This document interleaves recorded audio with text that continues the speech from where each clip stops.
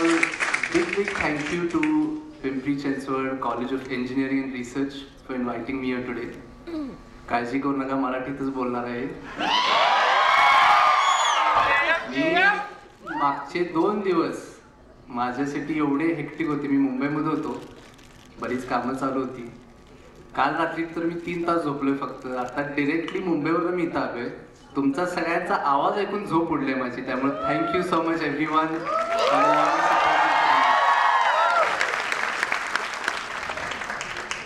When I got a call from the college, मला सांगितलं गेलं की आज इथं भरपूर युवक युवती येणार आहेत. खूप काही चांगले प्रोजेक्ट चालू आहेत, त्याबद्दल मला तुमच्याशी बोलायचं आहे. And let me start from very early on. म्हणजे खूप आधीपासूनचे माझे किस्से सांगतो आणि असा क्राऊड असल्यानंतर खूप मजा येणार आहे आजच्या डिस्कशनला. Although I only have 16 minutes and 47 seconds left. तर आमच्या फॅमिलीचा थोडासा इतिहास सांगतो.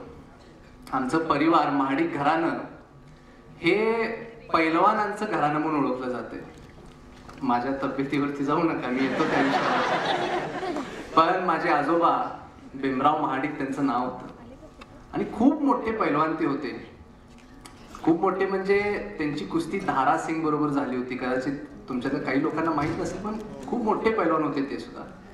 आणि ते त्यांचे सगळे भाऊ त्यांच्याच पावलावर पाऊल ठेवत, माझे वडील त्यांचे सर्व भाऊ पैलवानकीमध्ये होते. आणि आमच्या फॅमिलीमध्ये स्पोर्ट्स खूप प्रॉमिनंट होतं. म्हणजे डॅडींचं लग्न झाल्यावर सुद्धा माझी आई म्हणजे माझे वडील national boxing, national wrestling champion होते. माझी आई नॅशनल बास्केटबॉल चॅम्पियन आहे. माझे मोठे भाऊ पृथ्वीराज इंटरनॅशनल फेन्सिंग चॅम्पियन आहेत. माझे मधले भाऊ विश्वराज नॅशनल स्विमिंग चॅम्पियन आहेत. हे सगळं करत असताना आम्हाला सांगितलं की म्हणजे डॅडींनी तर आम्हाला अभ्यास कधी केलाय काय आयुष्यात कधी विचारलं नाही आमच्या, पण स्पोर्ट्स खेळलाय का, व्यायाम आज किती केला, हे खूप खूप महत्वाचं होतं.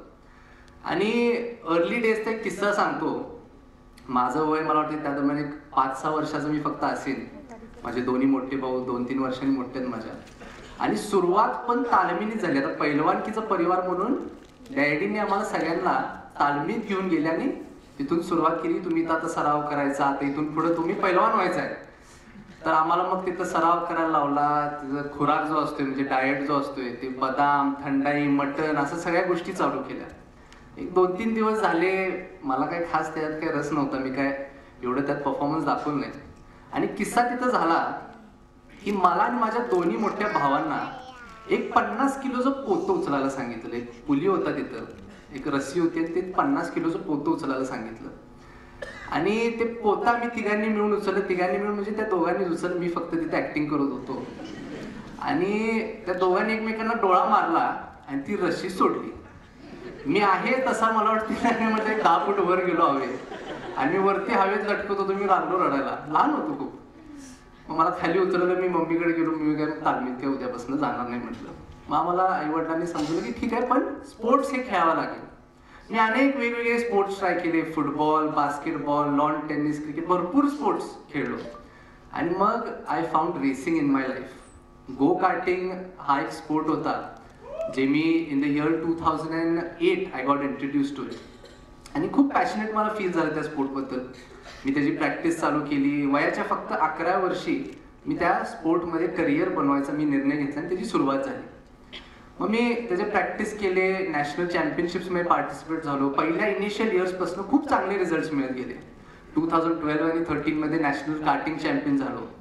आणि चॅम्पियनशिप झाल्यानंतर गो कार्टिंग हा एक बेसिक लेवलचा स्पोर्ट होता. त्याच्या पुढं जे होतं ते that was the challenging part. तिथून पुढचा स्पोर्ट होता फॉर्म्युला 4. आता फॉर्म्युला 1 कदाचित आपल्यातले काही लोक फॉलो करत असतील. तर this is a lower division of formula 1. म्हणजे कार्स फक्त छोट्या साईजचे, इंजिन छोट्या साईजचं. आणि त्या F4 ची सुरुवात झाली. इंडियामध्ये F4 कार्स आणल्या गेल्या. इतर चॅम्पियनशिप चालू झाले. इंडिया लेवलला 4 चाकावरती जे काय चॅम्पियनशिप्स असतात त्या सगळ्या चॅम्पियनशिप्स मी जिंकलो.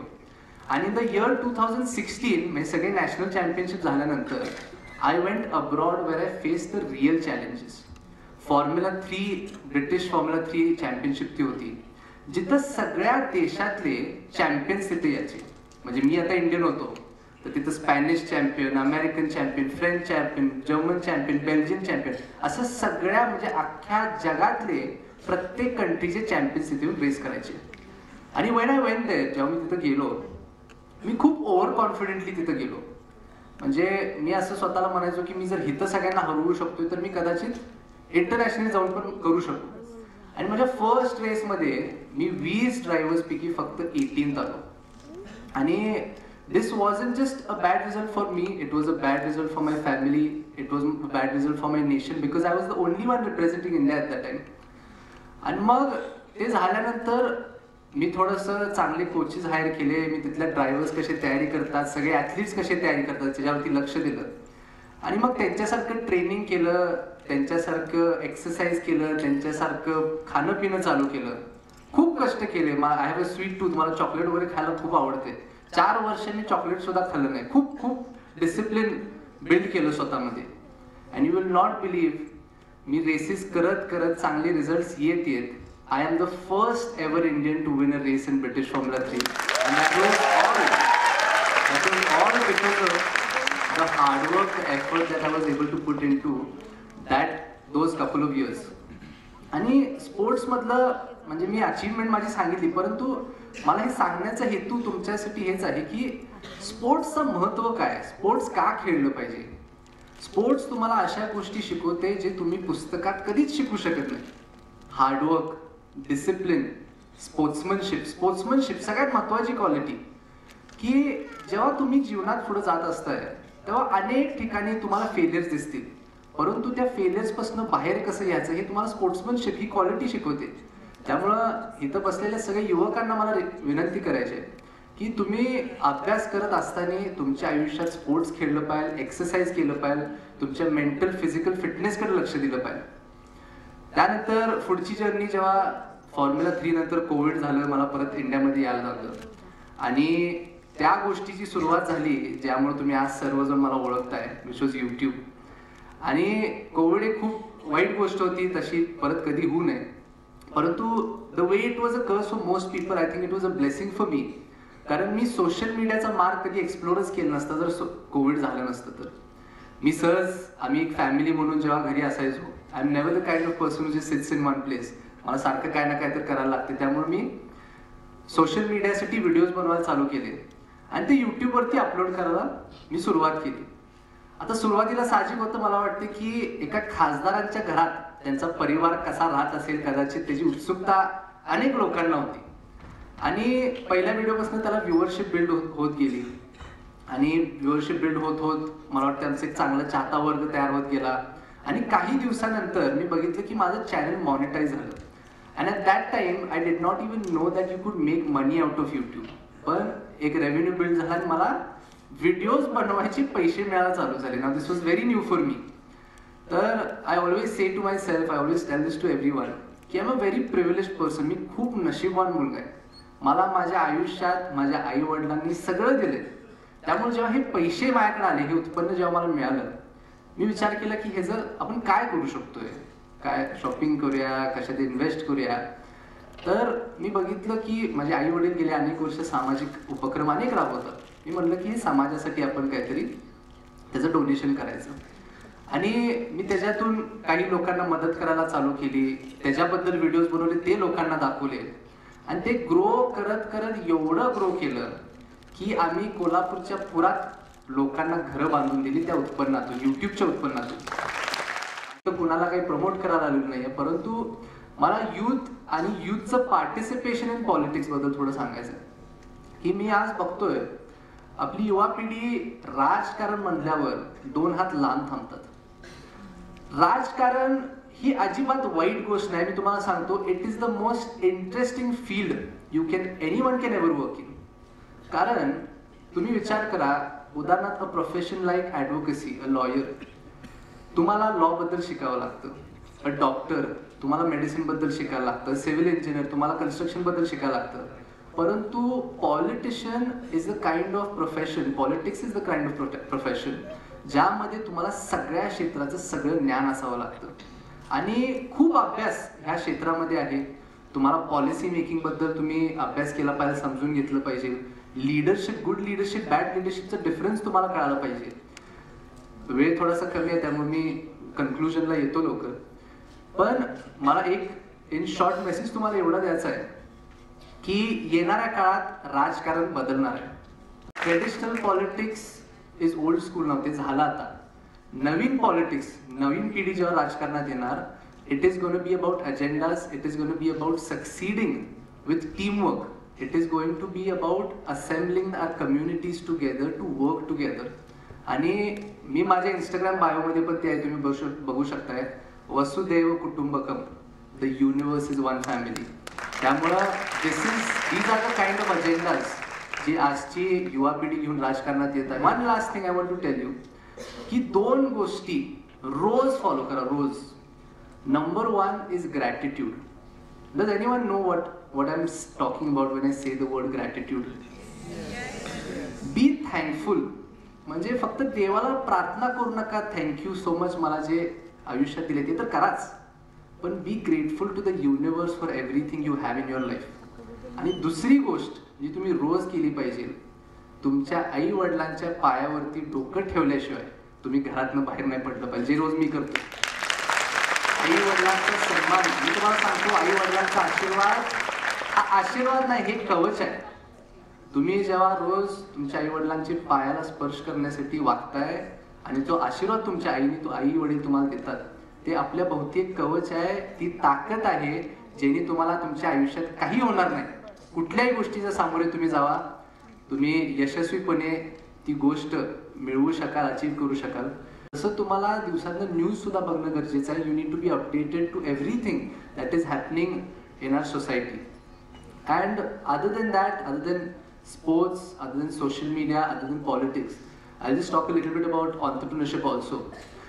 मी आता मागच्या काही महिन्यात इलेक्शन वगैरे असल्यामुळं आय वॉज प्रिटी ऑक्युपाईड. पण बिझनेसमध्ये सुद्धा मला वाटते तुमच्यातले अनेक लोकांनी ऑन्टरप्रिनरशिपमध्ये आलं पाहिजे.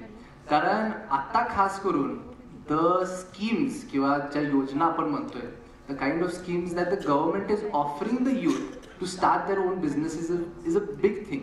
तुम्ही maharashtra.gov.in वरती गेला किंवा सेंट्रलच्या पण गव्हर्नमेंट साईटवरती गेला तर अनेक युवकांना वेगवेगळ्या क्षेत्रामध्ये त्यांचा स्वतःचा उद्योग सुरुवात करण्यासाठी वेगवेगळ्या सबसिडीज आज मिळतात. तर तुम्ही त्याचा अभ्यास करावा, त्यामध्ये जावं. कोल्हापूरमध्ये आम्ही स्वतः, म्हणजे मी, आमचं एक मोठं केबल नेटवर्क तिथं आहे, शुगर फॅक्टरी आहे, बिल्डिंग कन्स्ट्रक्शन लाईनमध्ये आहे. असे एक डायव्हर्सिफाईड पोर्टफोलिओ आता मी सुद्धा लक्ष घालून त्या क्षेत्रामध्ये काम करतोय. आणि त्या संदर्भात सुद्धा if there is any kind of guidance I can give you all, I be more than happy with that.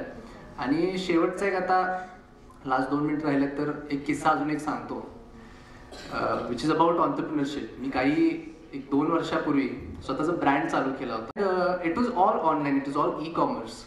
तर आजचे सगळे ब्रँड्स किंवा आजचे सगळे बिझनेसेस ना सोशल मीडिया किंवा डिजिटल मार्केटिंगची फार आवश्यकता असते. This is a very important point, you should all remember this if you starting your own business और if you already have one. की तुम्ही जेव्हा तुमचा स्वतःचा बिझनेस चालू करताय किंवा ऑलरेडी एक्झिस्टिंग असेल तर सोशल मीडिया आणि digital marketing are gonna play a big role. आणि माझ्या ब्रँडचं एक उदाहरण तुम्हाला सांगतो. मी जेव्हा माझा ब्रँड चालू केला, मी त्याचं प्युअरली मार्केटिंग हे माझ्या यूट्यूब चॅनलवरनं किंवा माझ्या इंस्टाग्राम किंवा आणि काही माझे सोशल मीडिया प्लॅटफॉर्म्स असतील त्यावरून करायचं ठरलं होतं. आणि एक खूप मजेशीर गोष्ट झाली की मला नेहमी वाटायचं की यूथ सगळ्यात जास्त माझं यूट्यूब चॅनल फॉलो करते, त्यामुळे मी जो ब्रँड होता तो यूथ ओरिएंटेड चालू केला. म्हणजे I started selling t-shirts, I started selling shirts किंवा ते trousers or whatever. A couple of months went by, the sale was okayish. आणि देन मला रिअलाइज झालं की मी अनेक ठिकाणी जेव्हा जातोय तेव्हा महिला मला फार मोठ्या प्रमाणात भेटतात किंवा युवक पण जेव्हा भेटतात तेव्हा ते मला सांगतात की माझी मम्मी, माझी बहीण तुम्हाला फॉलो करते, त्यांना खूप आवडतात व्हिडिओज. आणि हे करत करत मला कळालं की माझा ॲक्च्युली सगळ्यात मोठा वर्ग, माझं यूट्यूब चॅनल बघणारा वर्ग जो आहे तो युवकांचा नाही, तो महिलांचा आहे.